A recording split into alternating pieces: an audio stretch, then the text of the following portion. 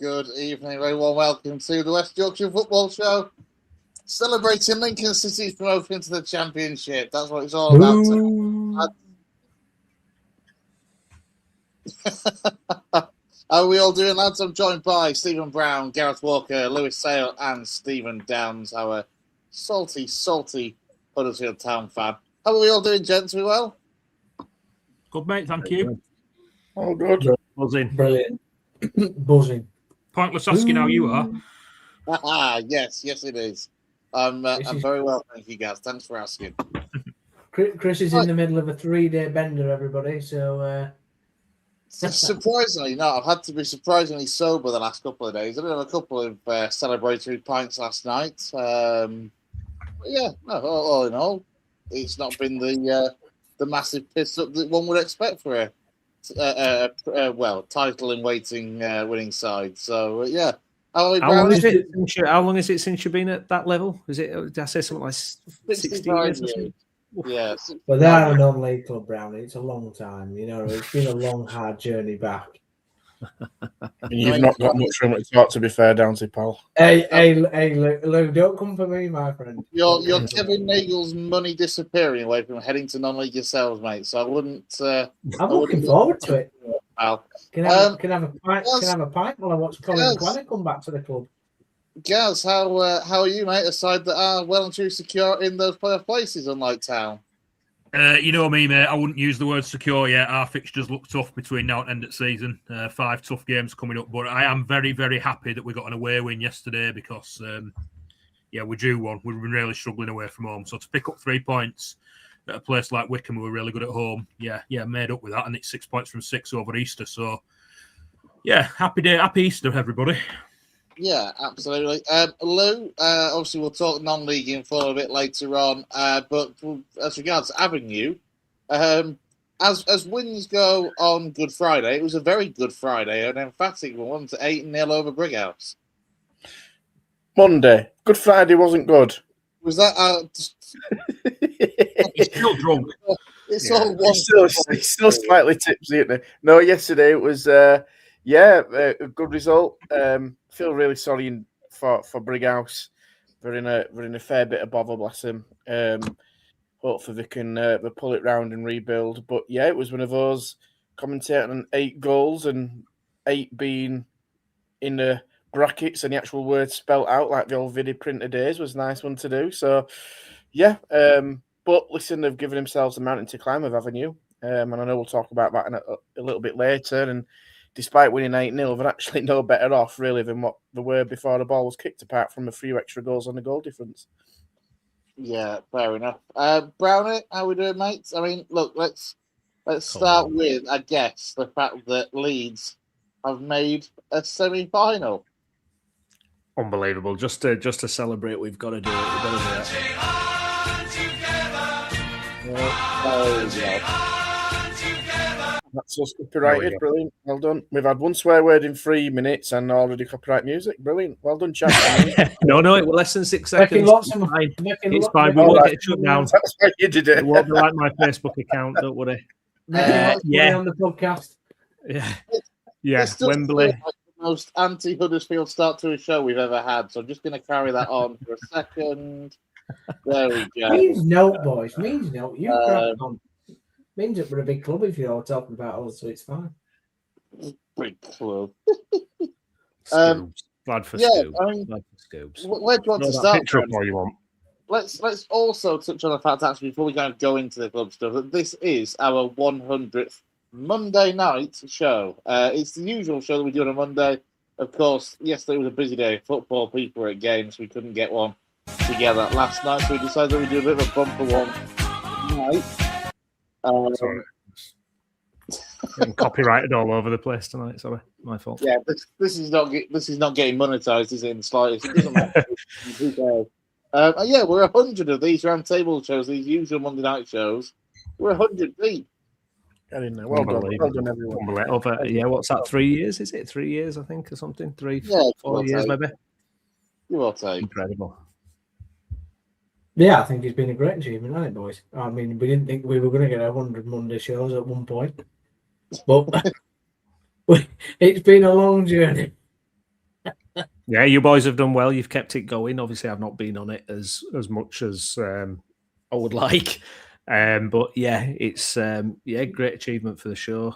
And it's what we're about, isn't it, really? You know, all coming together and having a little chat about football and stuff. It's been good. It's been good. So if you're watching along, get it shared, get it liked, get subscribed, get the word out there. Because honestly, when I listen back to this show every week, it's the debate is so good. It's such a good listen, such a good watch. So yeah, full credit to you guys who've turned up week in, week out.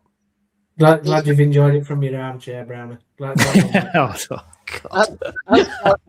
As Brownie does with most things involving football, to be fair. Tell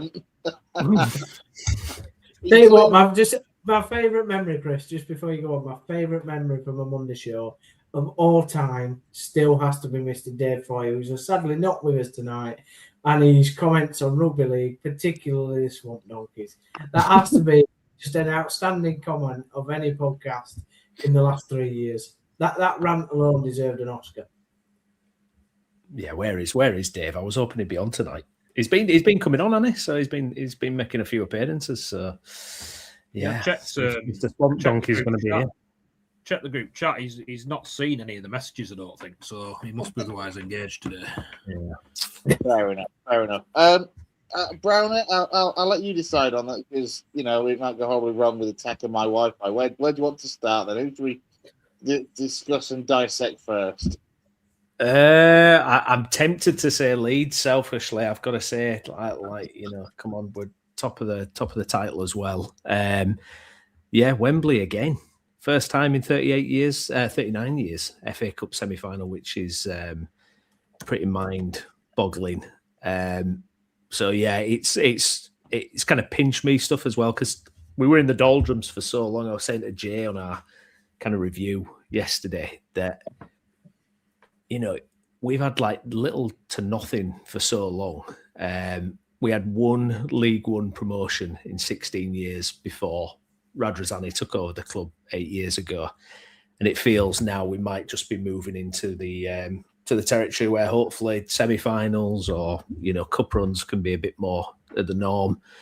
There's a debate about you know would you take winning the FA Cup but getting relegated, and I've kind of come down on the side that I wouldn't actually. I want us to stay in the league because I think if we stay in the league and we build, we've got more chances to win trophies and compete and everything. And it's a decent draw, I think. Chelsea as well. I kind of, we're not favourites, but I think they're in a bit of disarray, aren't they, at the minute?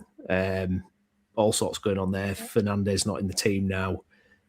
So it's a bit of an opportunity, but problem is Man City, isn't it, really? I think, you know, Man City, it's got their name practically written on the trophy already, hasn't it? But you know, I suppose people thought that last year and it didn't happen. So yeah, it's just brilliant. It's just absolutely amazing. Game seemed to last forever yesterday. Yesterday, me and Jay were absolutely knackered by the time it came to doing a review yesterday. But yeah, good times. So can't complain. And I might try and go to Wembley instead of watch it from my armchair before you say anything. You've got to though. This is what it's all about, isn't it? When you get to a semi-final or you get an opportunity to go to Wembley, you've got so bad at Wembley though. Like we're just so bad at Wembley. It's our record at Wembley is honestly it's abysmal. We've not scored a goal at Wembley, barring a Charity Shield, since 1972 when we won the FA Cup, which is just staggering. But yeah, but you won the FA Cup that day. We did win it that day. We did win it that day, yeah. Exactly. The day you scored at Wembley, you won. So, who was manager? Brian Clough, I think.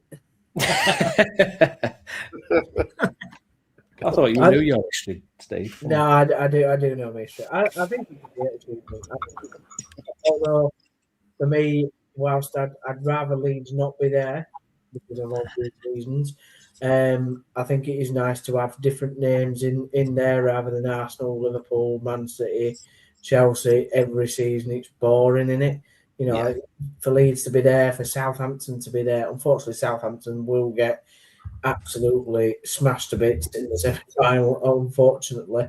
However, I think you've got a great chance to beat Chelsea. They flip-flop like mad, and yeah, I think it's the tie that you probably wanted, to be honest. Well, we've not lost to them this season, so hopefully we can be a bit of a bogey team for them. It's a historic fixture as well, going back to 1970, which is still the most watched domestic game there's ever been. It's a ridiculous feat. Something like 30 million people watched it or something absolutely bonkers, even more than the World Cup final, I think.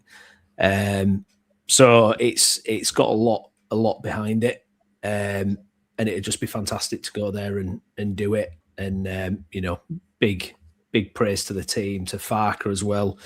I think if we stay up, having a cup run as well, I think it moves Farker into a different bracket of overachieving. Really, you could argue he's overachieving, keeping us in the league anyway, but throwing an FA Cup semi-final and Wembley visit for a team that is so bad at cup runs, you can't believe it. I think he's done absolutely superb. I really do. Question. If he wins the FA Cup, yeah, is he a bigger legend than Bielsa? No, I think it's a debatable question. Do you know what? It would move him. It would move him into. Well, I mean, we've only had 2 managers that have ever won anything at the club. So if he gets into that bracket of actually winning a piece of silverware, it's so difficult. It's so difficult. It won't be for some fans. No, I'm only hesitant because obviously Bielsa. I think none of this happens without Bielsa anyway. But if we win the FA Cup under Farke, there's no doubt. I mean, for me, is Hall of Fame stuff, absolutely amazing. Hopefully, he'll finally get the credit he deserves as well. I'm ducking that question. I'm going to text Jay. I'm going to ask Jay. Jay, what do you think?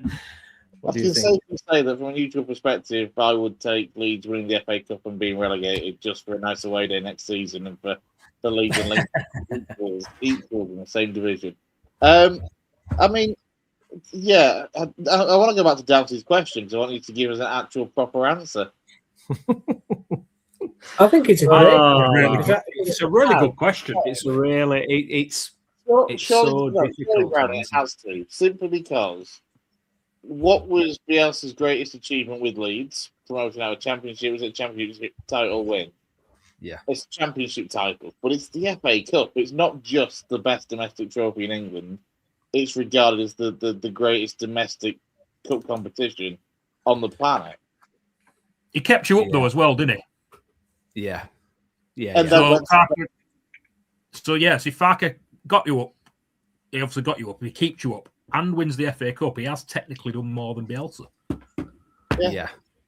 And we got more points in the championship under Farke and etc. But that's different. Gav in the chat, if you watch it along, mate, help me out with that one. Bielsa or Farke if Farke wins the cup, but. Yeah, I mean, and it's all true, but I think he had a much better team than Bielsa did, much better players available to him than Bielsa did. That's a brilliant question. It's so hard to answer because the thing with Bielsa is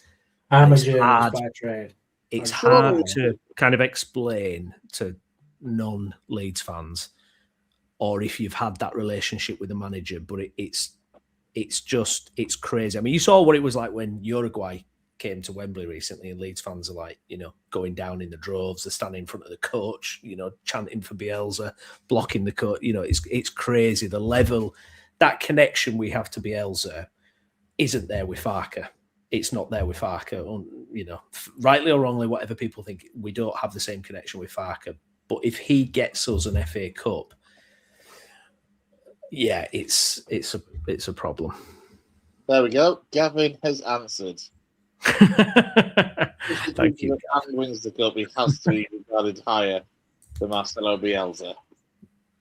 Brown is a Bielsa boy, isn't he? You can just Gavin, speaking for the sensible Leeds fans amongst them. I guess it just depends what. I don't know. It depends what you want. I mean, it's like with Lou. I'd ask Lou just to kind of change it. Kevin Keegan or Eddie Howe. So Eddie Howe won a trophy, but that connection that Newcastle fans had with Kevin Keegan is almost like, Messiah and all that kind of thing.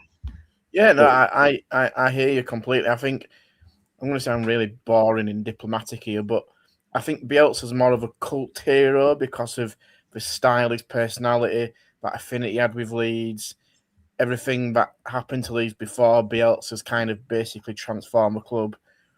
I think from a actual managerial standpoint, in terms of stats and stuff like that, Farke probably is better. But sometimes just because managers are better than others doesn't mean that you like them more. And I'm exactly that with Keegan and how adore Keegan because he played some unbelievable stuff and transformed the club into what it is now. Helped play that part. And I think Bielsa's got that kind of personality that fans completely resonate with. To be fair, I can make that comparison as well with the Cowleys and Skubala. To be fair, two absolute greats. So yeah. The only thing about these two examples, and I think they're very fair examples, even with the one that you've given, Chris, is they're quite far apart in terms of their moments at the club, where Farke followed literally Bielsa into the dugout.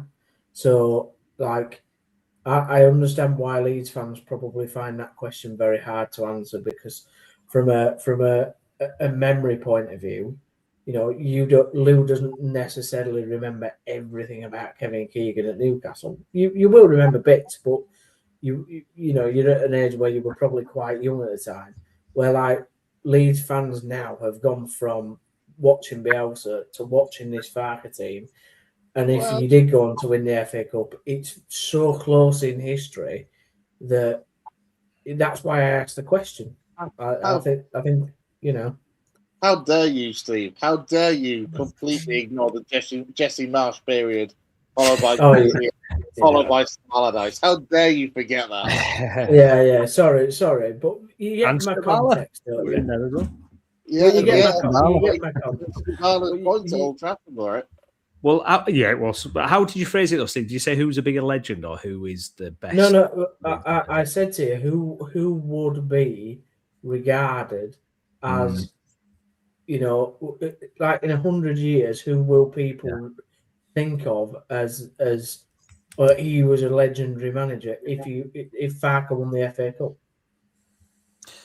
Yeah, well, Farke's name would be on a trophy, so in 100 years there won't be, people won't be remembering that feeling we had for Bielsa at the time. That'll be gone. It'll just be looking in the history books, going, "Oh yeah, Daniel Farke was the man who won the cup." So you probably have to say Farke would be regarded, historically. But it's like Lou said, that's a good point. It's like the emotion you have to them, and there's different sides to it. It's like, who's the better manager? Who do you like the most? Who's had the most success? It's different kind of areas to judge them. And Bielsa wins a couple, Farke wins a couple of those. But yeah, good question, Downsy. That's all right. He's asked a good question. 100th episode. 100 episodes. It's only, I suppose that I haven't really got an example. I've got to pick between Mark Fotheringham and David Wagner. You know what I mean? And one's a Scottish scaffolder that never did all, and one's an absolute German legend. It's not. I don't have really. To be fair, Downsy, you've got a few more to add in there, mate. Just keep going. Yeah. I mean, the Martin from Wakefield, he was really successful. To be fair, you've got, if you go back far enough, you've got the likes of Jacko, though, to be fair, as well, that got you out of League Two back in, 05? Oh, yeah. But what I mean is we don't have anybody that could have gone on to win an FA Cup. No. You know what I mean? We're going back to the days of, Mr. Potter and Herbert Chapman for that. And obviously, I know I'm as old as bloody time in my head, but I don't remember that far back. So... Well, I mean, if you look at City, don't you, with Gaz, Paul Joel, Phil Parkinson, that kind of era as well. People are going to have different opinions on that as well, aren't they? And I'm not saying now, but Graham Alexander's got to be in and around that thoughts. It's a similar debate. It's an interesting one. Yeah. I mean, you can like all of them as well. But it's that's the thing. You're not allowed to like all the successful managers at your clubs. Yeah, we're lucky that we don't have to choose, aren't we? I mean, Jewel took us to the Premier League, and I was 16. I was going to games on my own for the first time, home and away. So I was like the perfect age, really. Then obviously, Parky and Alexander. Parky probably sort of 15 years after Jewel, and then Parky 10 years, and then Alexander 10 years after that. I was a bit older, but in fact, Parky obviously got us to cup final, as well as getting us promoted. But then Alexander has got us an automatic promotion, which we hadn't had since Jewel. So makes you think, like, people have actually said, like, if Alexander takes us up again, which, you know, he could do, touch wood, then he's got to be right up there, hasn't he? Well, he's got to be better than Parky, hasn't he? Then you would think. But it's a similar thing, isn't it? Parky's probably more loved, isn't he, than a lot of fans still are having Alexander, are they? You know, like a lot of these fans are having Parky. Yeah, I mean, the League Cup run, you've got to factor in, has been such an anomaly as well in, like, League Cup history as well. Like, was the first League Two side or Division 4 or whatever you want to call it, but the first side from that division since Rochdale in, like, 1961 or something. So, yeah. But what else with nights like that, Chris, is like when they beat Arsenal and when they beat Villa, and literally you've got millions of people watching it on TV that don't give a crap about Bradford City, but absolutely want them to win that game just because of the being the underdogs. I think that really helps the story of a manager. And Parky also had the cup run a couple of years after that, where we had a run in the FA Cup and got to the quarter-final, and we were 2-0 down at Stamford Bridge against Mourinho's Chelsea, who were champions, and I think they were top of the league at the time, or near the top of the league. They might not actually been top, but they were champions, and we were 2-0 down at their place and come back and won 4-2. So it's so difficult, isn't it? Like you say, it's so difficult to choose. And like I said, we're very lucky that we don't have to choose, because we've got them all. Like Newcastle have got Cowan, Keegan, and Rowney's got Bielsa and Farker. So you're very lucky, really. You remember Didn't Steady score that game, Gaz? John Steady? Chelsea did, yeah. He got the first goal at Chelsea when we were 2-0 down, yeah. Yeah. We had him on loan, I think. We'll come back to Leeds then, Brown, before we kind of wrap up with the Leeds side of things. I mean, I guess, where do you see this this really good FA Cup run, this route into the semis, kind of setting Leeds up for the remainder of the season league-wise? I mean, some people look at cup runs and say they can be a distraction. Other people say, actually, the form that you can take in cup runs can be transferred into league games as well. How are you looking at it? Yeah, it's interesting because we picked up a couple of injuries from that game as well, probably most notably Anton Stack, who's probably been our best player over the course of the season. As Gav says, Stack out is a big worry. So a couple of casualties maybe from the game, which is not ideal. Psychologically, though, you'd like to think that it gives something to the players. It gives them confidence because, we were playing West Ham, who obviously we're going against, for relegation. And if we'd have lost that or been well beaten, you would have worried about the psychological impact. I actually thought Leeds were really good yesterday. I thought we deserved to win it. And I thought, conceding the way we did 93rd minute, I mean, this thing of just conceding goals 90 plus minute, it's absolutely crazy. We'd have had so many more points on the board if we didn't do it. But I'm hoping psychologically it gives us all a boost.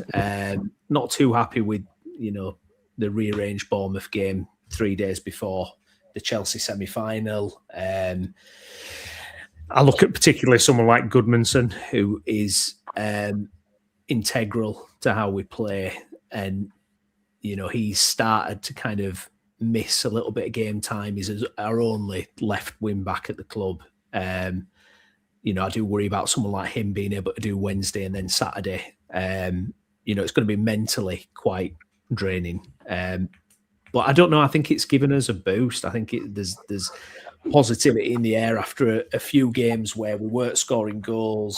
We didn't look as if we were going to score. I think this has just served as a bit of a reset. I think the international break, this FA Cup game, I'm hoping psychologically it's just served as a reset. It's given a chance to Outanaka to come back in, and he was absolutely superb. So if he can kind of stake a claim over the next few weeks, hopefully we'll be better. We'll look more fluid. yesterday, or day before rather. So I'm hoping it's positive. I'm hoping it's good. It's exciting to look forward to as a fan as well, because the relegation battle can be quite exhausting. I think most Leeds fans were, you put through the ringer a bit, aren't you, when you're in that relegation zone, because you're not seeing your team win many games. We weren't scoring goals.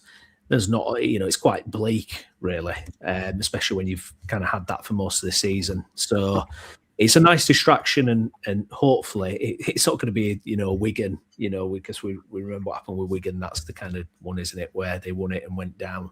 So hopefully nothing silly like that. But yeah, hopefully it's good. Hopefully it's all positive and it works in our favour. Hopefully it damages West Ham a little bit psychologically, just losing that game. It probably would have been more effective if we would have just done it in the 90, but hopefully it's still, causes them a few issues. They've got a quick turnaround to Wolves on Friday as well. So yeah, hopefully it's all good. Yeah, one of the positives, I guess, is that obviously, as I said, West Ham, forcing it for time, they've got that quick turnaround. Because for you guys, is it Old Trafford on Monday night? Yeah. So I won't be on the 101st episode, unfortunately, that night. But yeah, it's a massive game. What's your lot? Never, it'll never happen, Chris. And maybe England in the summer. Didn't we do one before? We did one for England in the Euros. I'm sure we did. But yeah, it's no, that won't happen. But yeah, massive game. If we could just go there and do something, I don't know. I don't know. I mean, it's like Jay won it in the group today. You can tell Jay's kind of feeling a little bit more kind of optimistic and positive about going to Old Trafford and doing something. And I agree. I think it feels like we could do something. I mean, we've got our record there is abysmal, but look, it's there to be beaten. Spirit of Skabala when we got a 2-2 draw last time we were there under Scoobs, so I'll take that again in a heartbeat. But yeah, we'll see. Massive game, but it'd be nice if West Ham can drop some points and just take that pressure off it a little bit. Yeah, absolutely. Any other business regarding Leeds that's caught your eye recently besides the impending semi? But just a little bit on kind of the financial stuff came out last week, and it's looking pretty positive. I mean, football is bonkers. Football finance is absolutely mental. So every team loses money, and we were considered more on the positive side. Net debts have been reduced. We're in the top 10 for commercial income in the Premier League, which got to be is pretty phenomenal. We broke championship revenue records last year as well when we were in the championship. So it feels like everything hinges on staying in the league in terms of capitalising on that. Because the fan base is there, the appetite's there. So hopefully we can do it. But yeah, apart from that, all good.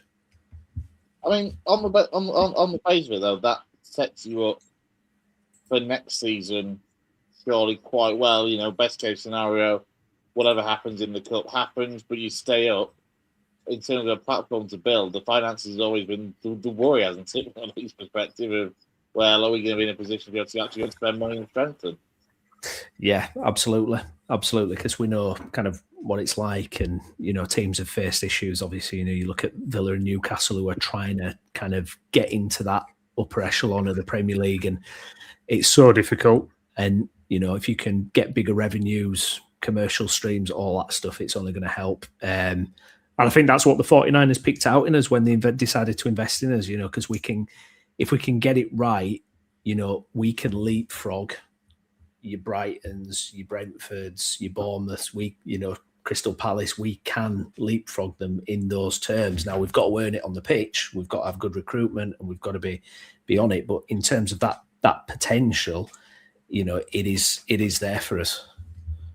Yeah. It bodes well. It will be interesting to see what happens between now and the end of the season, of course, and see where Leeds find themselves for next season. Let's turn our attentions then to League One. One place to start, of course. Michael Scavala. I'm just going to keep bringing Scoobs up at random times over the course of the rest of the show just to make me happy. Gaz, we'll come to you first and foremost, mate. For Bradford City, the side that are in the playoff places at the moment. and a very good Easter weekend, mate. Yeah, 6 from 6. 6 points from 6 over Easter is a real plus for us, particularly winning away yesterday because, as I said earlier, Wycombe really good at home. Our away form's been dire. I think that's only our 6th away win of the season. I think it's only our 3rd since January or since the turn of the year.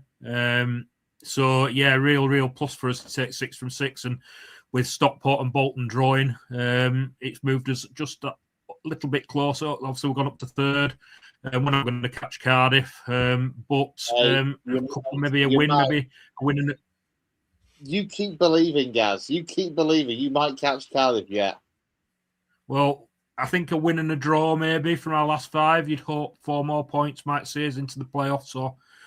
But it's not going to be easy. We've got some tough games coming up. We've got Stevenage on Saturday. Then we've got Barnsley away the following Saturday. Then we've got Plymouth at home on the Tuesday night, which are the form team in the league at the moment, other than Lincoln. I can't not say Lincoln, Chris. And then we've got Bolton. Bolton's our last home game. And then Exeter away on the last day of the season, who are obviously scrapping for their lives at the moment. So our running is tough. I think the only team that possibly have a tougher running than us are Bolton. So it's not going to be easy to make that top six place. But 2 wins out of 2 over Easter is a fantastic start, especially, like I say, getting that monkey off our back away at Wycombe and getting that away win. And I think, from what I can gather, that we're just about, for the first time in a very, very long time, possibly the first time that I can remember in recent years, we've got just about a fully fit squad, which is obviously a massive plus going into the running. I think Tyreek Wright was the only one missing on Friday and yesterday, which is a blow because he's been in good form, but everyone else was back. Caden Jackson and Nick Powell even on the bench yesterday. So, yeah, it's been a good weekend. You just keep believing, Gaz. 15 points from those 5 games could see you in second. Cardiff's running isn't the easiest, but they are 7 points above us with a game in hand. I don't see them blowing it, but especially with our running, and like I said, Bolton's as well. Bolton's is probably the only one that's tougher than ours. So, yeah, you do believe, but as a City fan, you learn not to get too excited as well. Well, as a neutral, I say neutral, I'm backing you all the way to try and finish second and pick Cardiff to it. Just need to touch as well on the game from Friday as well. That home form, second best home form in League One, behind, can't think who it could be, the side that's top, I'm guessing. But you know, for you guys, a 1-0 win over Northampton. Yeah, I think we've lost twice at home this season. Cardiff turned us over, and I think the other one was Burton. Burton beat us 2-1.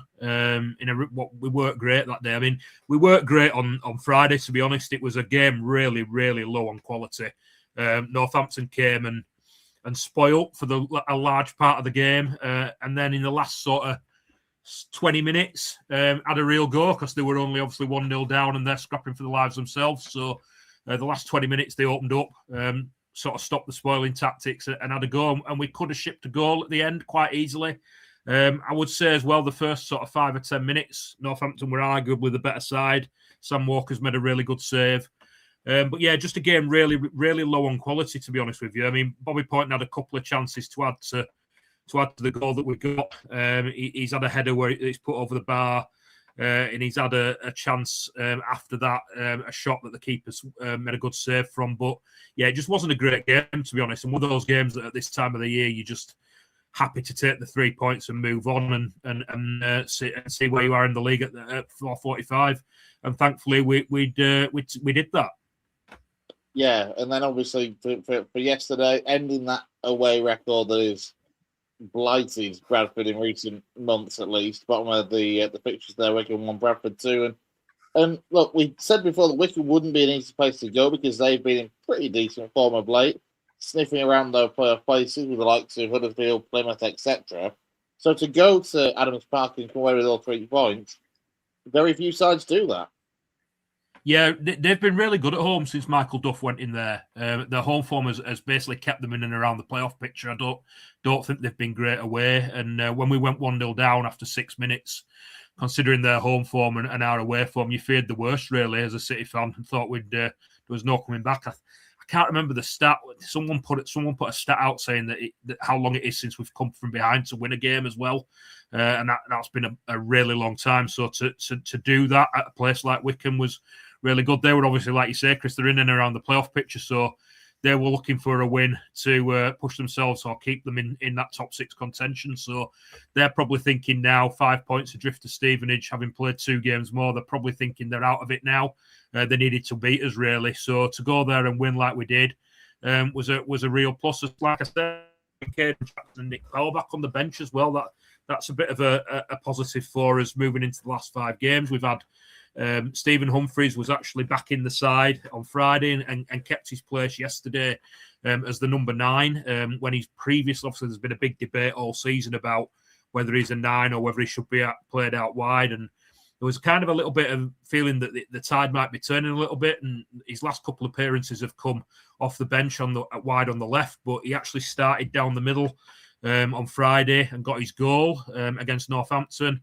I still don't think he's a 9. I think he's far better out wide, but he got his goal. He needs to work a lot harder for me as a 9, running the channels, picking the press.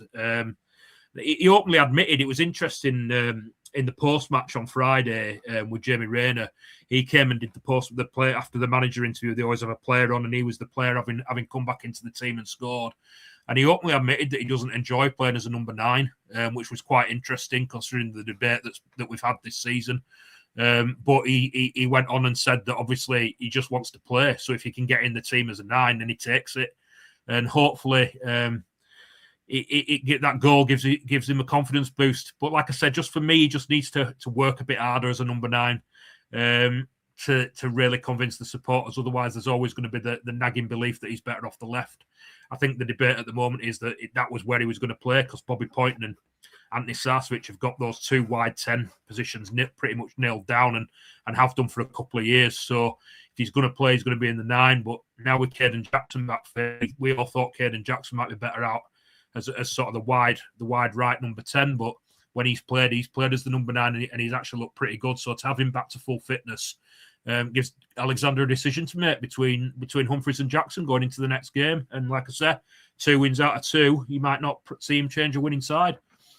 Yeah, at home to Stevenage, you touched on that kind of tricky-looking run between now and the end of the season. It starts with Stevenage at home, who are one of the sides that are currently, at least, occupying that final playoff place as it stands inside by a couple of points, 7 points behind Bradford. It's going to be one of those games where that good, positive home form is going to be crucial because it's going to be, obviously, an extremely difficult game with Stevenage wanting to keep a hold of that playoff place.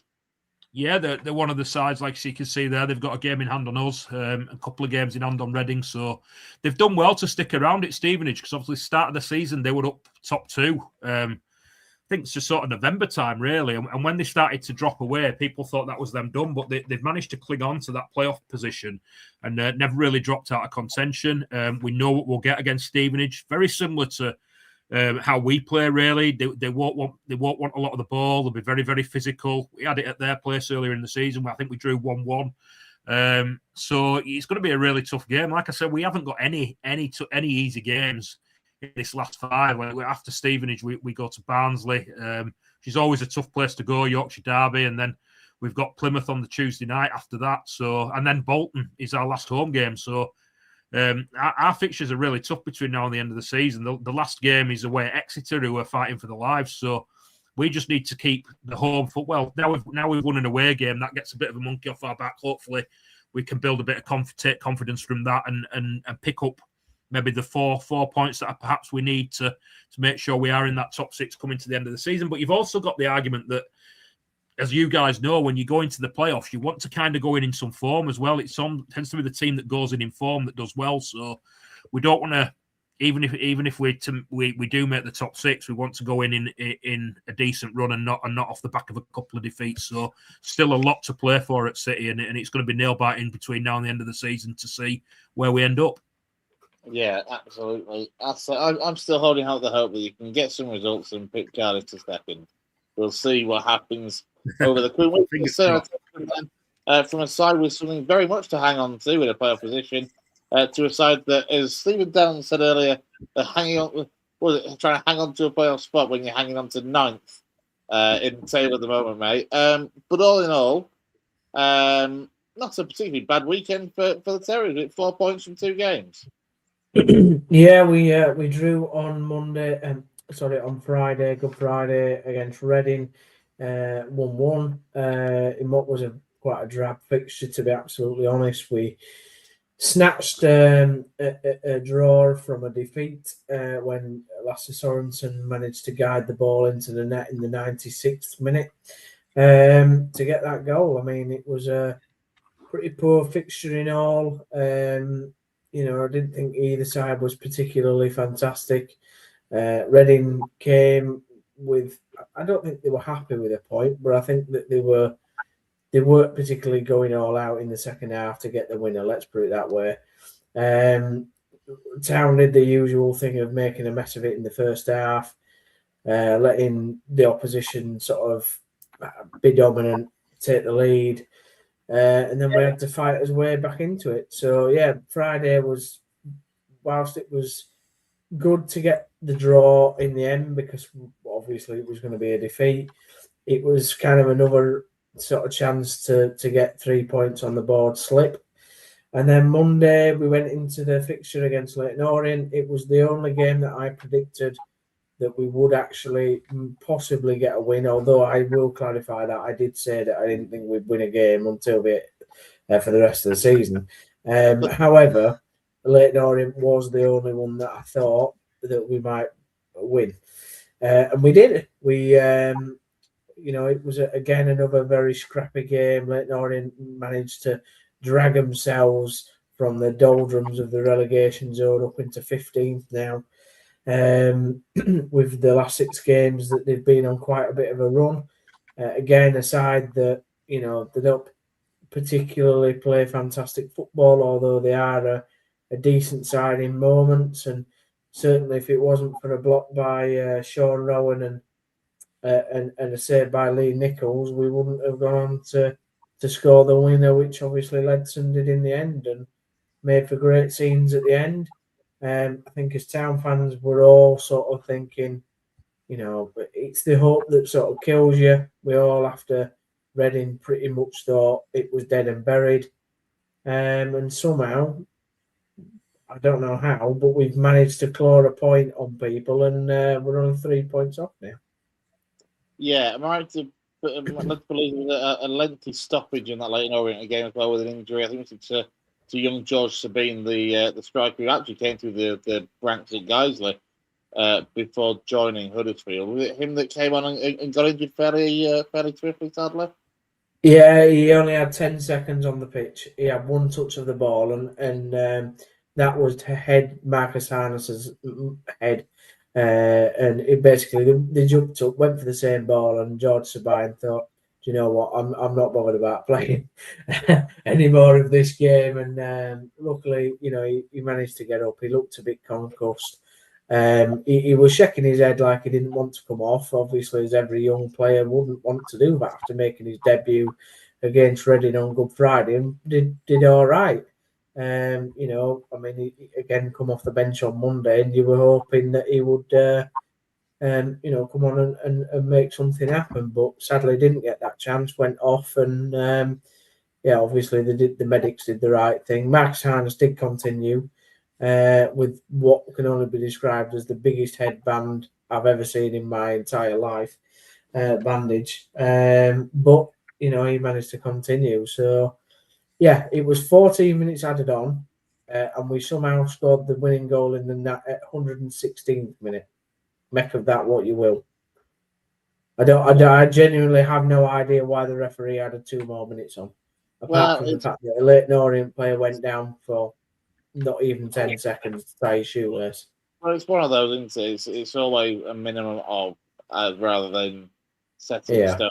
People always forget that as well. Little things can happen to add it on.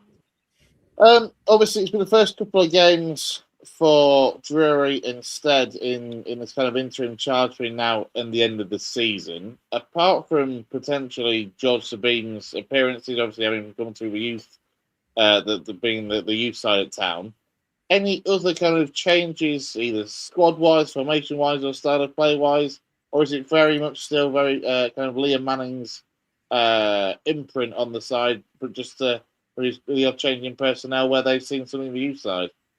No, it's a bit weird with the situation with Alfie May. He played against Reading. He then got taken off. Looked quite frustrated, let's put it that way, about being taken off. There were a few raised arms between himself and the coaching staff against Reading, and then he wasn't in the squad for the Leyton Orient game. We were told that he had a knock, whatever that means, and so he was omitted from the squad.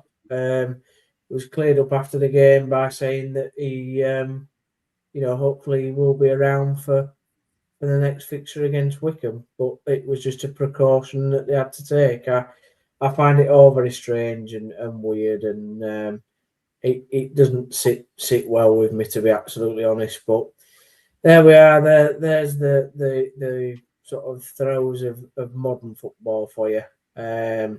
You've got to deal with these things. Unfortunately, you just can't have, 22 lads in the squad that all just want to fight for the shirt at the same time with the same level of passion, unfortunately. What happens between now and the end of the season? Do you foresee Alfie May being there next season? Because he seems to be in these runnings with, well, basically bloody everyone since he turned up at the club.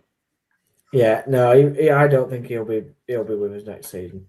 To answer your question bluntly, I also don't think Joe Taylor will be, which is more of a crying shame, I think, because of his age. I think his age.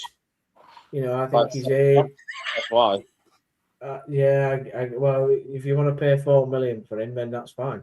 I think the sad thing about Joe Taylor is his age. He's only 24, I think. He's coming into his prime years. Alfie May's 33 next year. So am I more devastated about losing Joe Taylor at this moment in time? Probably, yeah. Sorry, I'm just double checking to see whether Joe Taylor scored at the weekend or not.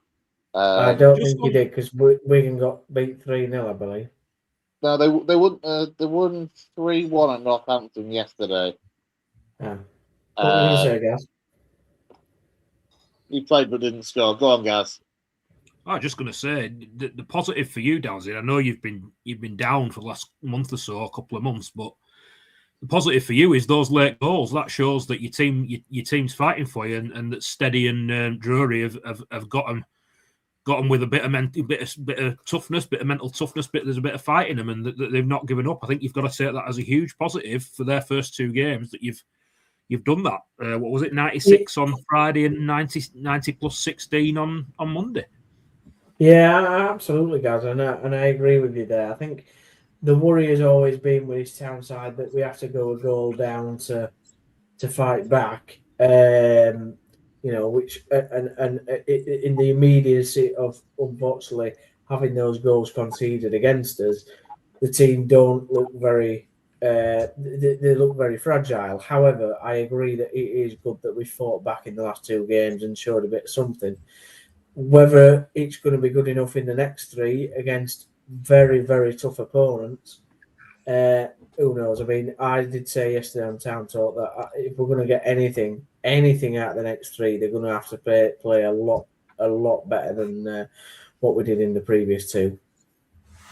Yeah, those next few games, Wycombe at home on the 11th, Cardiff at home on the Tuesday night after that on the 14th, before a trip to Bolton on the 18th, the month rounded off, or the month and start of May, rounded off with a game against Mansfield at home and Wimbledon away. So those last two in particular look winnable. It's just the importance of the three against those sides around, certainly in Bolton, a playoff side, Wycombe looking for the playoffs, and Cardiff looking to maintain and secure second. Yeah, I mean, I'm kind of hoping Wycombe next week's going to be very difficult because Michael Duff will want to come back. He'll want to, prove a point to the town hierarchy. I'm imagining they smashed us 4-0, I think it was away. It's the game that Alfie May got sent off. So yeah, both sides play a very similar formation, both quite similar styles. So it's going to be a very tactical chess match, I think, on Saturday. Probably not if you Sky, or it's not really a game that you want to show. Not that it's on Sky, but it's not one for the purists. Let's put it that way. Then we've got Cardiff, and unfortunately, do we think in 2 games' time Cardiff will have automatic promotion wrapped up? I'm not too sure. So therefore, they've still got something to play for. And with a Bolton game, I'm just kind of praying that they've wrapped up a playoff place by then, because then they'll have really no to play for unless they want to be tactical and work out who they want to play in the playoffs. Yeah, and they're trying to arrange the best opponent they feel. I mean, the interesting one for Cardiff, they haven't got that game in hand, or that game in hand as well. Rather frustratingly for other sides chasing Cardiff down, I imagine, is Port Vale at home on the 22nd, by which point Port Vale will more than likely be confirmed as relegated. So, it's interesting for them. It's going to be interesting to see what Town do. I mean, how much hope do you have all of a sudden to have gone from that we're not going to win another game all season at best Leyton Orient? You still stand by that, or are you actually feeling a little bit more positive and thinking, you never know, there is something there that means you could make the playoffs? There's something there, and you know what? I mean, Gaz has joked about this in particularly the last couple of weeks.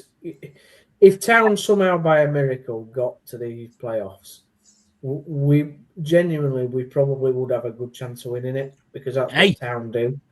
Hey, I'm not joking. I'm deadly serious.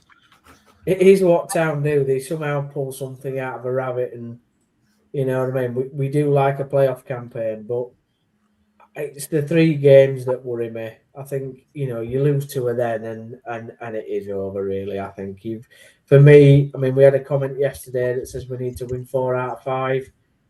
I think we've got to win probably 3, or at least 2, and then draw the other 3 to get any hope of being in there. Really. Did you just say pull something out of a rabbit? I meant pull a rabbit out of a hat. You all know what I meant.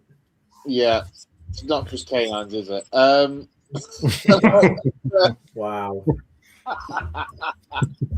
I mean, can I ask Gaz a question? Right?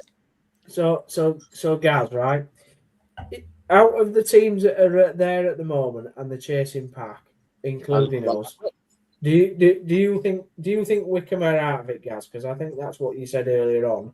And then the second question is, if you think Wickham are out of it, and you go Luton, Town, Reading, Plymouth, Stevenage, Stockport, Bolton, and yourselves, who frightens you most about getting in them playoffs for you? Yeah, I think Wickham are out of it.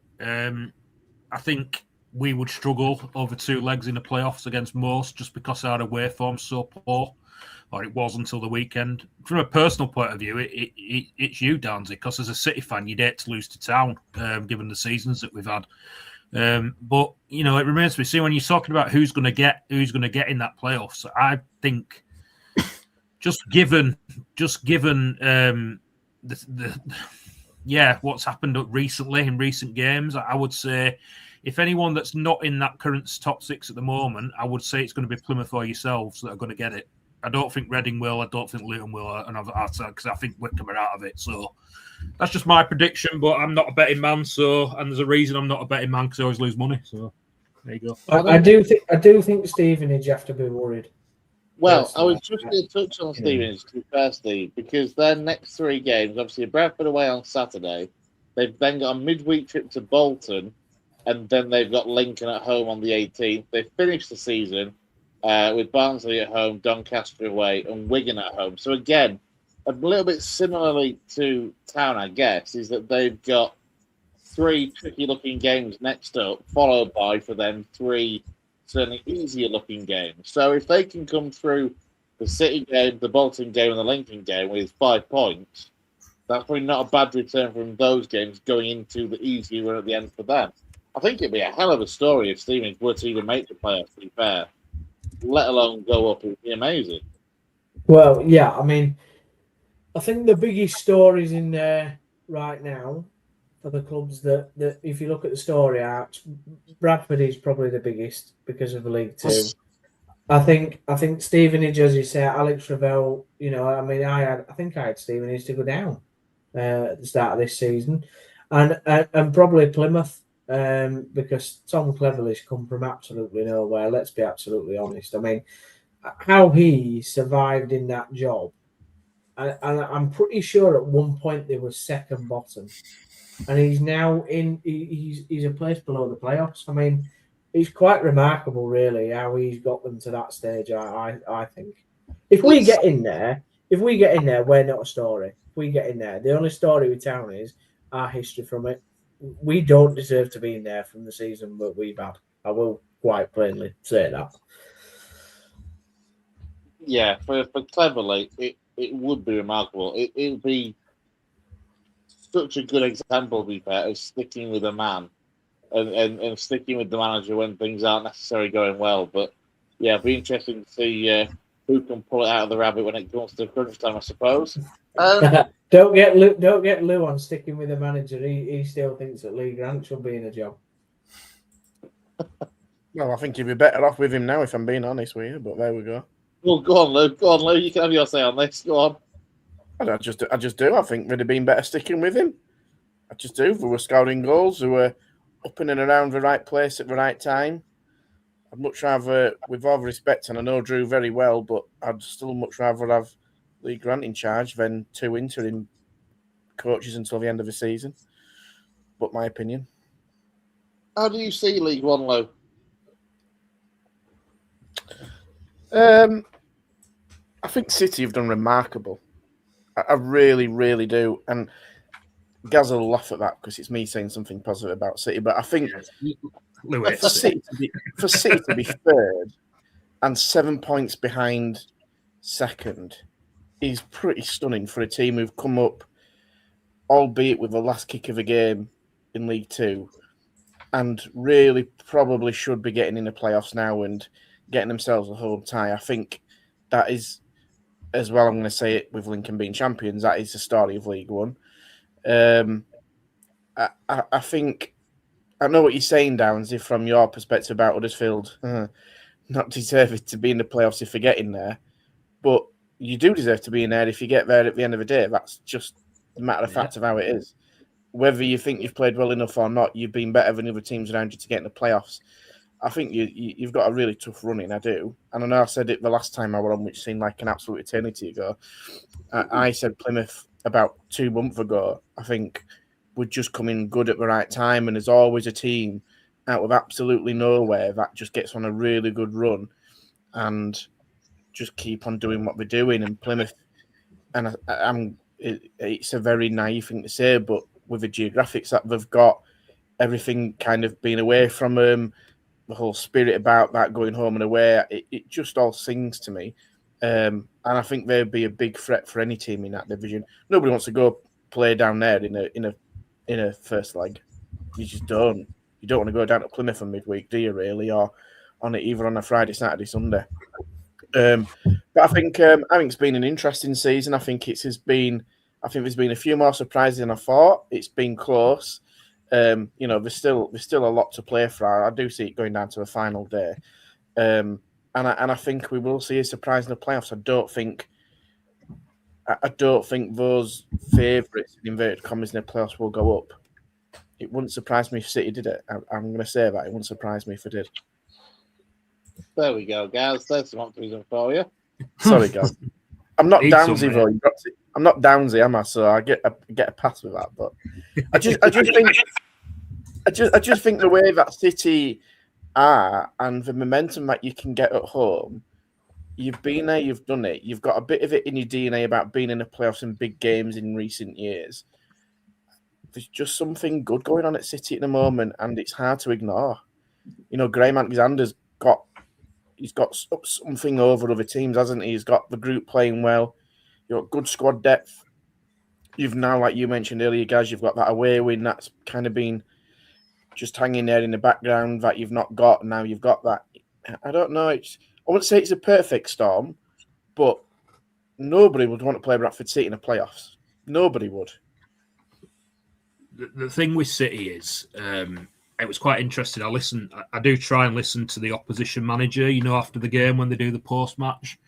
And Michael Duff was talking about how City are a team in the image of the manager.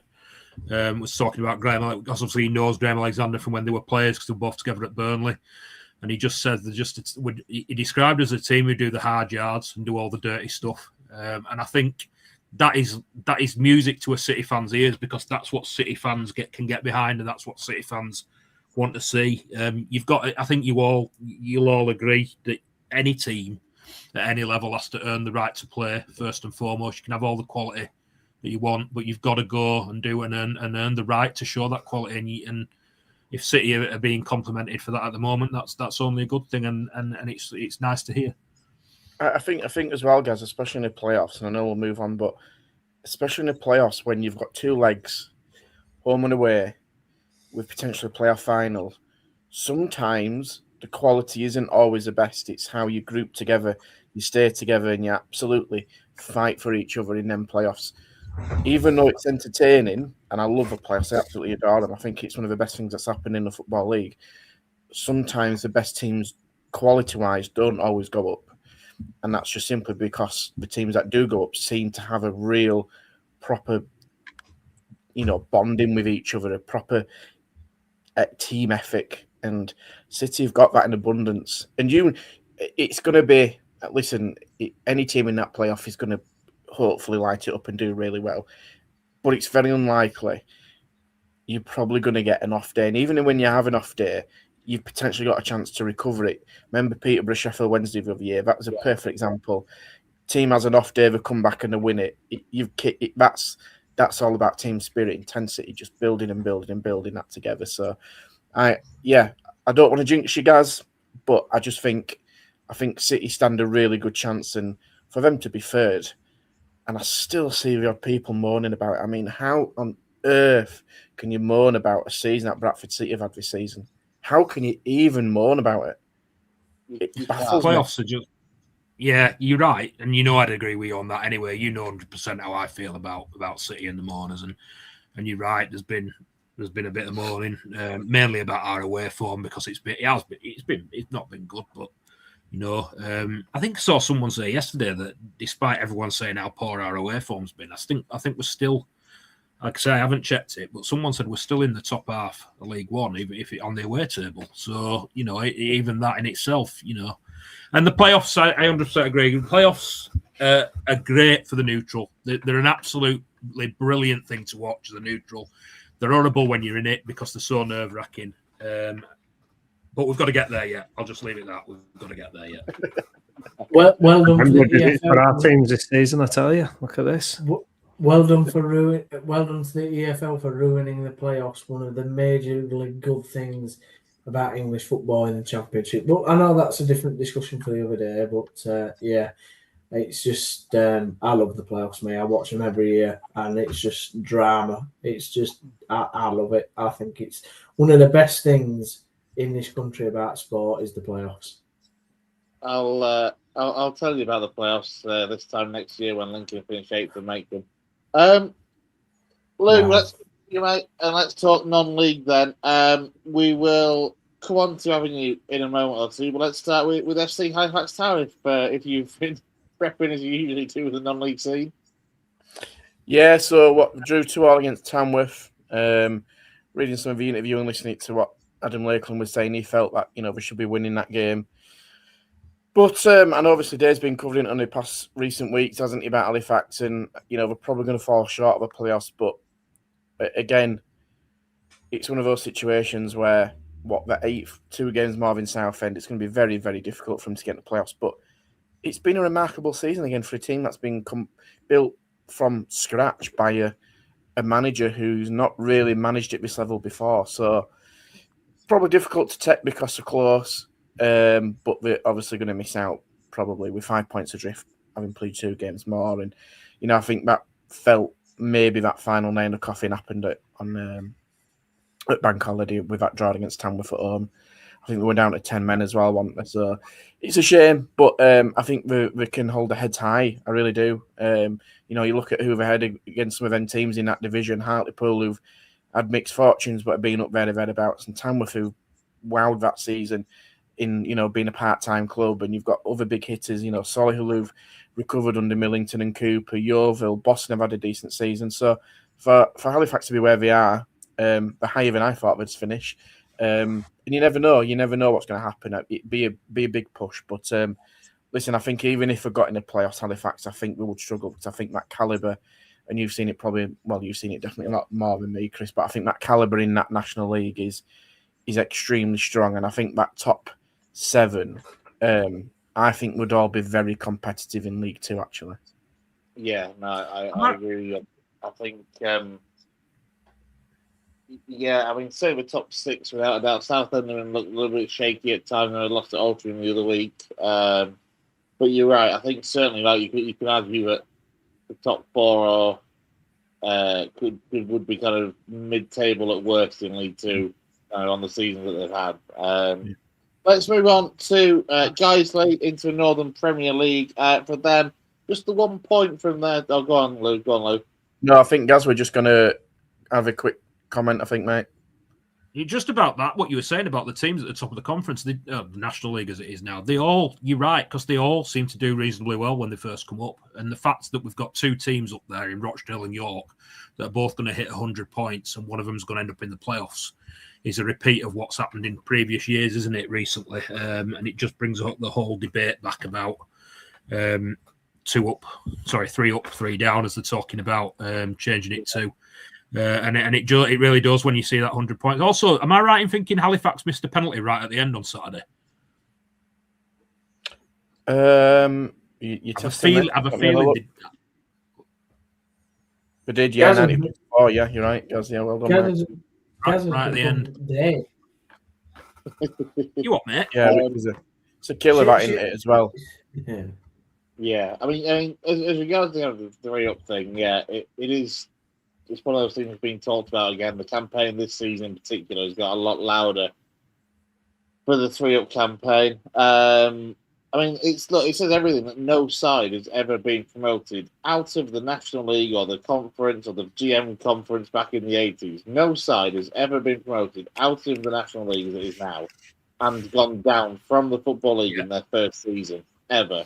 And that's something like, it might have changed slowly. I'm sure last time I checked that, there was something like 58 separate occasions, and no side has ever gone straight back down. And you often see as well, to be fair, there's probably at least, I reckon it's safe, but you can count on both hands as well the amount of times that a side has come up from the National League and has then gone promoted into League 1 within a season or 2 of coming to the Football League full stop. So the momentum can be massive. We'll turn to the Northern Premier League then, Lou. As mentioned, for Guiseley, 1 point from their 2 games, a 1-1 draw against Hyde at home on Saturday they played, and then a trip to Games for Trinity on Monday, which the Lions started off 2-1. Yeah, mid-table mediocrity, and I think it's one of those seasons that is probably just going to pass by, and many people won't remember it for the record books, will they, at Guiseley? But, I think it's one of those that Ian Richards and the coaching staff are going to have to really get their heads together, I think, in pre-season and really consider what their expectations at Guiseley are going to be next season. You look at potentially the teams that are going to come down from the National League North. We've already seen Peterborough Sports. They were announced as being relegated. Then there's Leamington, who were already being relegated. They might drop into the potential Midlands or North. There's Hereford in there. Alfreton, Curzon are really hanging on as well. So I think for any team that are going to try and get promoted from the NPL Prem next season, it's going to be, I think, as tough as it ever has been, because I think there's going to be much of a muchness in that league next year. Guiseley should be up towards that right end of the table, but this season it's just petered to pretty much nothing. They're not in any danger of getting the playoffs, not in any danger of getting relegated. Disappointing, because, you want to finish your season strongly, and I'm one of those real big advocates for finishing a season strongly to get the next season up and running as quick as you can. I don't think it's a coincidence when you finish that season strongly that many teams go on a decent run at the beginning of the season after with a bit of momentum. But I think there'll be a fair few changes, guys, and it'll be interesting because, listen, you had a lot of change in pre-season with players leaving. Then you had obviously the change in manager and coaching staff as well. How many times have I said it? Guys who just need a bit of stability and have not had it for years, and they're absolutely crying out for it because you've seen clubs like this who swap and change managers and coaching staff, and they slowly slip down the league, and within a year or two they might get relegated. And hopefully that's not the case at Guiseley, but we've just got to stick with somebody pretty soon. And Ian Richards as well, to be fair, you've got a man that obviously had that good track record of work, that good period of work at Stockport Park Steels. Obviously did well to take them up. And you think this, a good summer, and it'll be, as I say, you suspect there'll be quite a few changes because he want to put his or continue to put his stamp on the squad overall in the summer. But as you say, this should be, if the backing is there for him, a fair amount of optimism, I think, for guys, as you say, to be certainly challenging in amongst those playoff places from the end of next season, as it is. We've got to because we're going to be in a very competitive division next season. There's going to be some of them teams that are going to be pushing for promotion. There's going to be teams that are looking over the shoulder, and guys that just can't afford to be in that situation because they could get left behind. Because there's going to be teams that are going to recruit well. Ian Richards and the guys have been at Stocksbridge, and we know how to do it tough with not the biggest budget in against, with respect, bigger clubs with better resources, and they punched well above the weight and got promoted. So they've I think they've got a bit of a task on their hands, but this is one for the guys they bought to get sorted because they've got to stick with a manager and got to stick him for a good 2-3 years. You've put your faith in him, you've got to stick with him, and you've got to trust him, and you've got to allow him to do the job because otherwise they're just going to slip and slide like other clubs in West Yorkshire have done in the past by swapping and changing managers, and sometimes it doesn't always work. I mean, obviously I'm not involved in the club, and I don't have that much context to it, but outside looking in, they've just got to get any kind of possibility of being in around that playoff push because, obviously they got Bowes and Bosch in the other year. They fortunately got through to that playoff, but they were never really going to, not challenge, but it felt they were on the back foot with that one. And this season, 13th is disappointing. Yeah, it's certainly been a season of transition for the Lions this season. Into the NPL East, and as we touched on with Avenue, 8-0 yesterday. A costly, I think, is possibly not too strong a word, to be fair. A costly defeat on Good Friday, followed by a bounce back of an 8-0 win over a relegated Brighouse side, or as good as relegated Brighouse side, if it's not quite mathematically confirmed, I'm not sure. Yeah, not mathematically, but they've got to hope for a 30-goal swing, which is pretty impossible. And they are absolutely down to the bare bones of Brighouse. And as well, felt really sick for him because the captain, Nathan Curtis, got stretchered off, and I think he's got a ruptured ligament damage as well. And they had 3, I think, 16, 17-year-olds on the bench yesterday. They couldn't fill the bench. It's desperate at Brighouse. Felt really sorry from speaking to a few of them, and friend of the show, Damo, were there as well, and we're chatting to him before the game. And listen, they're going to have to completely rebuild, no doubt about it. But listen, Avenue did the job. They played some half-decent stuff. And what was encouraging from Avenue's perspective is that they just didn't take the foot off the accelerator. They just kept on going and scoring the goals, and without being disrespectful at all to Brighouse, because they know the situation they're in. It could have been double figures, but the benefit for Avenue is that they've got to win. They've kept the pressure on the teams above them, and it improves the goal difference, which is significantly better than those above them. But, that defeat against Dunstan, it feels slightly punctuated with that defeat in the North East, because to lose in the 88th minute, when in the first half, if anybody does see the highlights, the keeper, Dan Lawson, who's in a bit of a veteran up there for likes of Morpeth and Spennymoor, makes 3 brilliant saves, and also Avenue hitting the crossbar, nodding one over from about 6 yards, 8 yards, which was a difficult one to take. One of those. What's that, mate? Was it one of those days by the sounds of it? It felt like in the first half, and I think this is a lot of you probably resonate this with your own clubs. I think it's one of those situations where even though the keepers made some really good saves and you've hit the crossbar, so there's not much more else that you can really do, you still feel you need to take those chances, but it's difficult because you've not really done much wrong in that situation either. And it felt like that. I mean, the second half was poor. It was a poor quality for the second half. I'll say this about the Northern Premier League East. I'm going to be controversial here. It's not a great standard of football this season from the games I've seen. I don't think there's been a massive amount of, I'm saying entertainment. It's very bitty. There's not much consistency in a lot of the games I've seen this season, albeit not as many as what I've been used to seeing. But the games I've seen have lacked real quality, which is surprising me, to be honest, with some of the players that are in that division. But Avenue, fell asleep. I'll be honest, I thought there were some questionable tactical substitutions from Craig Elliott. I think Dunstan were a bit more attack-minded in their substitutions. Avenue seemed to just go the other way. I know they've got a fair few injuries, but I think the likes of Josh Ashman playing in centre midfield was a bit odd. And when you're making substitutions that affect two positions rather than like for like, it causes issues. And when you defending set pieces, back-to-back set pieces in the last couple of minutes, the shape is just not as perfect as it should be. And flick on at the near post, tapped into the back post, and job done. Dunstan saw the game out and did what we needed to do. But listen, it's still not over for Avenue to get the playoffs, but it's a big task. And the simple fact is Avenue have to win basically 3 games to give themselves a chance of the playoffs, and they've got to win 2 in the playoffs to go up. So you've got to win, including yesterday's result against Brighouse, 6 on a bounce, which is very, very difficult in a league that lacks quality. Yeah, as you say, 4 points adrift they are of Dunstan and Pontefract, to be fair, who are both level on 40 points. Lou, do you want to run through the rest of the NPLE scores from yesterday?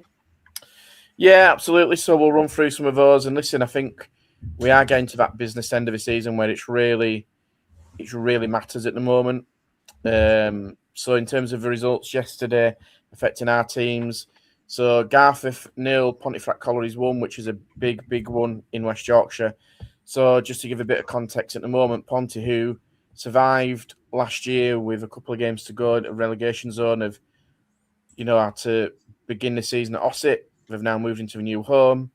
The previous stadium where they were, with an artificial pitch, and we're now in the playoffs 4 points better off an Avenue, which probably many people weren't expecting, but they've signed some really good players, been really strong, and that win yesterday, 1-0 at Garforth, is a real indicator of what Ponty are about this season. But what I will caveat that with this is that they have arguably the trickiest running of any team in that league. They have the champions Redcar to play, they've got Emily who are third to play, and then on the final day they've actually got Dunstan who are level on points with them to possibly for that last final playoff play. So Ponty have got a real job. If they get in the playoffs, they fully deserve it. Fully deserve it. Yeah, absolutely. That's some tough run to say the least. And speaking of third place, Emily, they got a point on the road at Ossett. Yeah, and that's a signal for Ossett because it was a 90+3 minute equaliser from Joe Clegg for Emily, who I think he's been at Ponty already this season a bit. So, no, that's Joe Kenny. So Joe Clegg, sorry, at Emily. But yeah, in terms of Ossett, they're really fighting against relegation, getting dragged into that because they lost against Brighouse 1-0 the weekend, and then that last minute equaliser against Emily at home is a real kick in the you-know-whats. Emily probably needed that to just get in the playoffs. Not mathematically confirmed, but they should be fine now. But yeah, it's Emily have built a really good team, really good, solid team. We know what Emily are all about. I know Downsy knows them well as well, and they'll be a big threat in the playoffs for anybody. But in terms of the opposite end of the table, Ossett hanging on because they've just got dragged in it. They're actually in the last playoff, in the last relegation spot in the moment with a point behind Blythe Town, who beat Blythe Spartans, and Silsney lost to Matlock. Yeah, I was just about to say that was the big blow for for Austin, it was Blythe Town winning the Blythe Derby yesterday, beating Blythe Spartans by.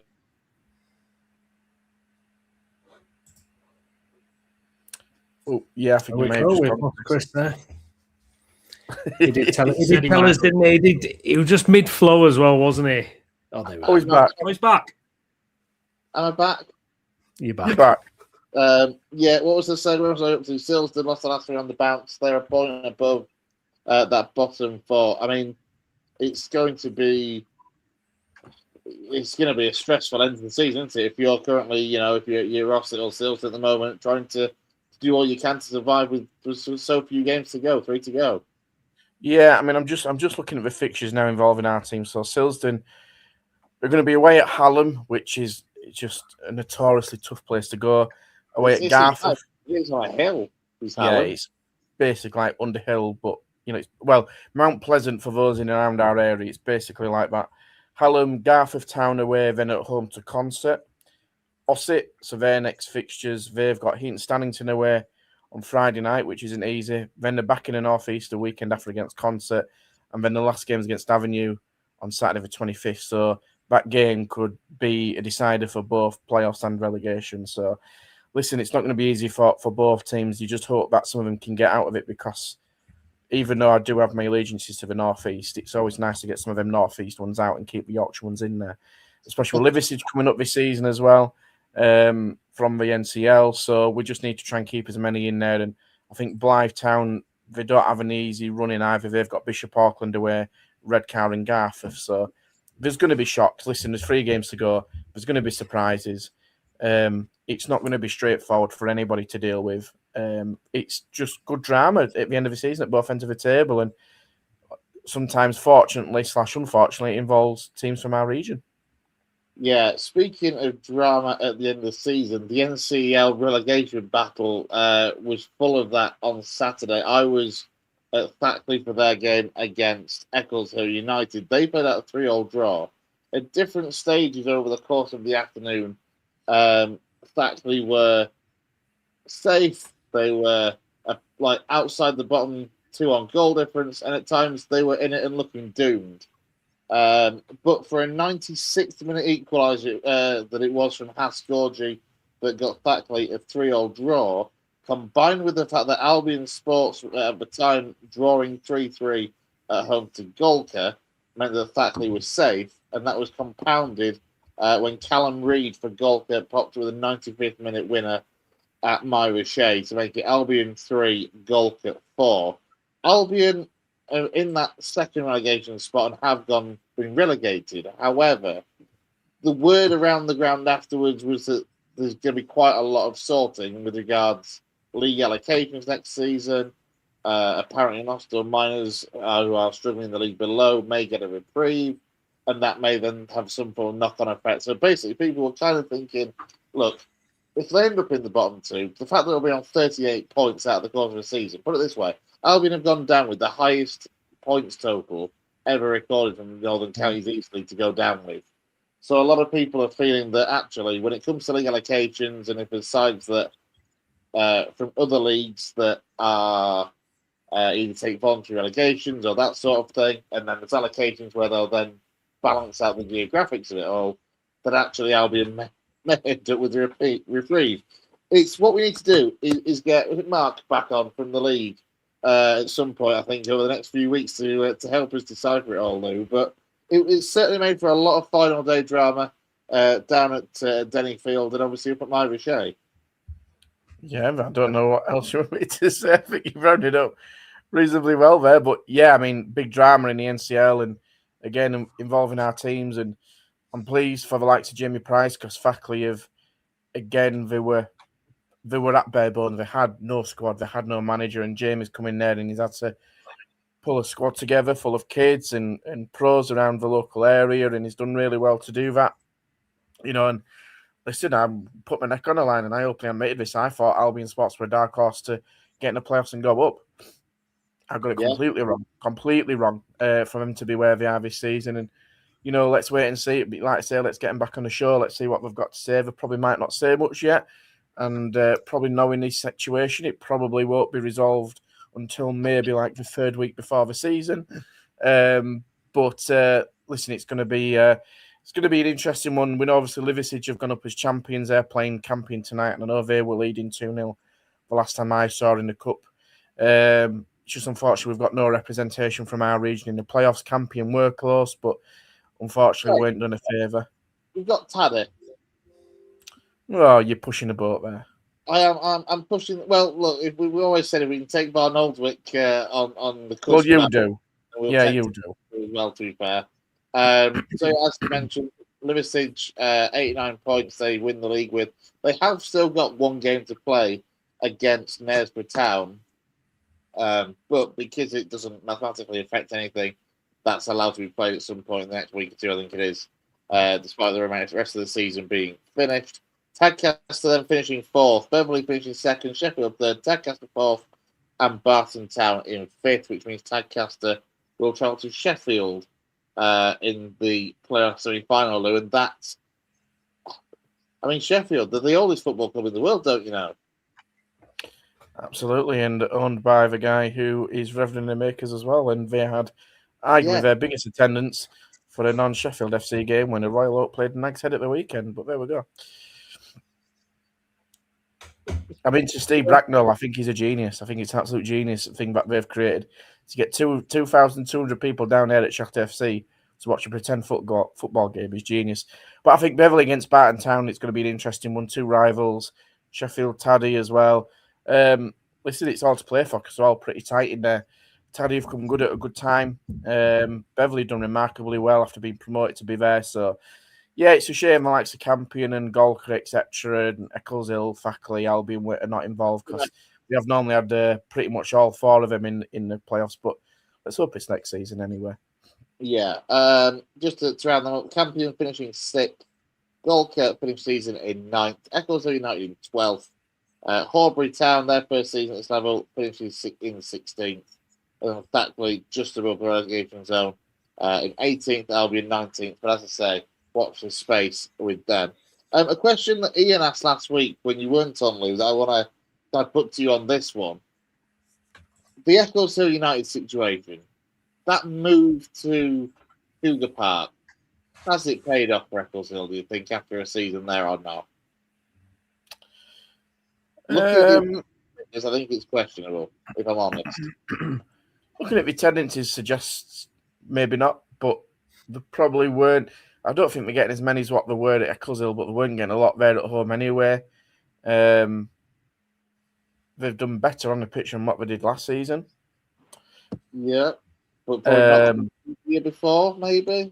Maybe not, but I mean, and it's a difficult one, isn't it? I mean, they maybe did it for their own stability of the club and whatever goes with that, but yeah, it's always hard, isn't it? I mean, it's one of those that you never want to see a club go out of the local area and move. We said that at the beginning of the season. They've obviously felt that was needed to do it, but you know, for Eccleshill to not be involved in a relegation battle this season is a positive, because unfortunately we have been in last year or two, and I know obviously we were in and around the playoffs a few years ago. So, as it worked out, it's not been a success yet. It could be a success in terms of on the field performances and results. That gets them up in the playoffs and up as champions. You never know what's going to happen next season. But I wouldn't say it's also been an absolute disaster where they finished bottom of the league and getting a man and his dog going every week in, week out. It's just a shame because you do look at the pitch at Cougar Park and it isn't great, to be polite. And that applies to both rugby league and the football. So the product on offer is not as what it probably could be either. But yeah, I think it's pretty 50-50 at the moment. It's pretty split. I think it's far too early to say whether it's been a success or a failure in how it's gone so far. But I think the proof will be in the pudding in the next 4 years, and Eccleshill in this league and are still doing what they're doing, or are they up or down or whatever that looks like. Yeah, we'll see. As for the NCL Division 1 then, still a couple of games or so to go in that league over the course of the weekend. Must as well fell beaten 4-1 away at Brigtown. South Leeds got a 0-0 draw away at Clubthorne Colliery. Leeds UFCA, they continued their good season, 2 goals in 2 minutes for Leeds UFCA saw them with a 2-0 win over Maltby Main.